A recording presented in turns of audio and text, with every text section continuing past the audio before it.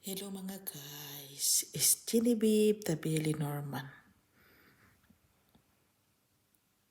Ito talagang ginawa ko is talagang nag-enjoy lang ako sa mga ginagawa ko. Huwag niyong dibdibin if mag-vlogs kayo na magkaroon talaga kayo ng kita agad-agad.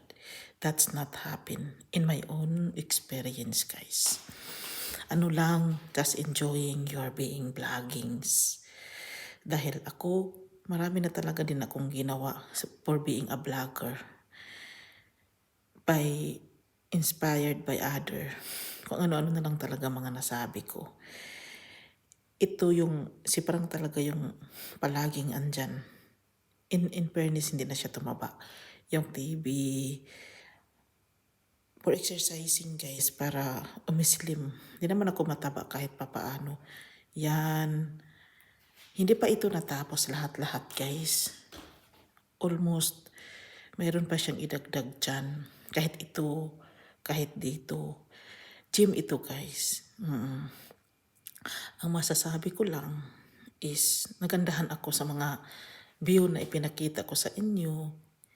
Hindi dahil nagmamayabang ako.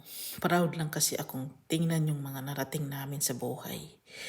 Yung parang ito na pala yung nakuha namin. Panagandahan ako dyan. Sa IKEA yan. Cute siya guys, no?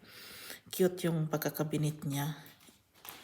Noon wala talaga akong ganito-ganito. Tingnan mo. Pero ngayon,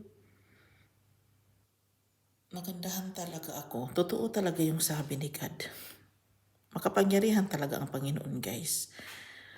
Huwag ka lang mawala ng pag-asa. You must pray and never give up and working hard. Ako nga, hindi ko sukat akalain. Parang minagic ni God ang nangyayari sa akin.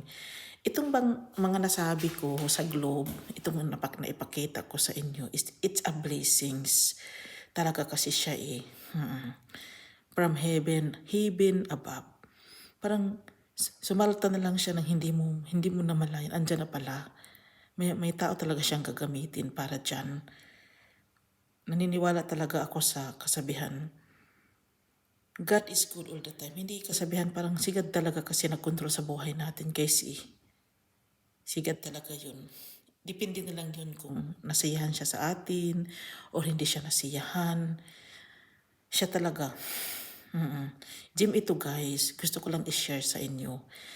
Again, hindi pa siya natapos. Pero maganda na siya kahit papaano because of the mother.